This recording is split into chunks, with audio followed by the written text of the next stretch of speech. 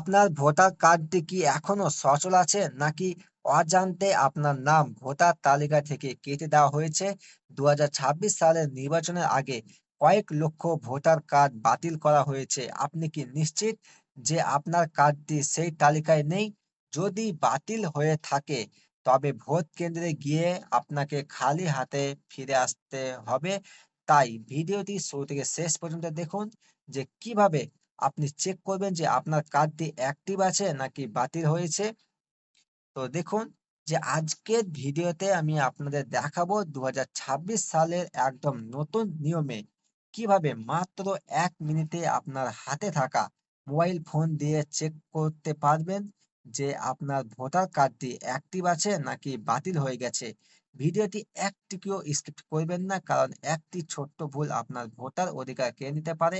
তোমরা যদি আমার চ্যানেলে নতুন হয়ে থাকো, চ্যানেলটিকে সাবস্ক্রাইব করে পাশে থাকা বেল আইকনটি অন করে রাখুন। ভিডিওটি ফেসবুক পেজটি দেখলে পেজটিকে ফলো করতে ভুলবেন না।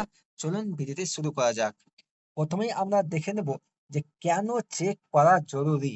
নির্বাচন কমিশনের নতুন এসআইআর প্রক্রিয়ার পর অনেকের নাম ডিলেক্টেড বা আন্ডার অ্যাডজুডিকেশন তালিকায় চলে গেছে। অনেক ক্ষেত্রে সার্ভার সমস্যার কারণে বা নথিপত্রের অভাবে ভোটার কার্ড নিষ্ক্রিয় হয়ে যায়। আপনি যদি সময় মতো এটি চেক না করেন, তবে নাম ফেরানোর শেষ সুযোগটিও আপনি হারিয়ে ফেলবেন। তাই আজই যাচাই করে নেওয়া বুদ্ধিমানের কাজ।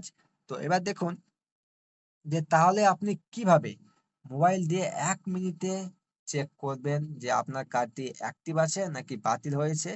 তো এখন আমি আপনাদের সেই সহজ পদ্ধতিতেই বলবো যে প্রথমে আপনার মোবাইলে গুগল ক্রোম ব্রাউজারে গিয়ে ভোটার সার্ভিস পোর্টাল ওপেন করুন। সেখানে দেখবেন সার্চ ইন ইলেকটোরাল রোল অপশনে দেখতে পাবেন, সেখানটায় আপনি ক্লিক করবেন। ক্লিক করার পর এখন আপনার ভোটার কার্ড নম্বর বা এপিক নম্বরটি দিন এবং আপনার রাজ্য ও ক্যাপচার কোডটি সঠিকভাবে বসিয়ে সার্চ বাটনে ক্লিক করুন। যদি নিচে আপনার সমস্ত তথ্য দেখায় এবং স্ট্যাটাস অ্যাক্টিভ থাকে, তবে বুঝবেন আপনার চিন্তার কিছু নেই। যদি দেখেন যে নো রেকর্ড ফাউন্ড বা স্ট্যাটাস বাতিল দেখায়, তবে বুঝবেন আপনার কার্ডে সমস্যা আছে। তো এবার দেখুন যে নাম না থাকলে তাহলে আপনি কি করবেন। যাদের নাম খুঁজে পাওয়া যাচ্ছে না তাদের ঘাবড়ানোর কিছু নেই। তাদের অবিলম্বে বিএলও বা বিডিও অফিসে যোগাযোগ করতে হবে, অথবা পুনরায় আপনি ফর্ম 6 ফিল আপ করে নাম নথিভুক্ত করতে হবে।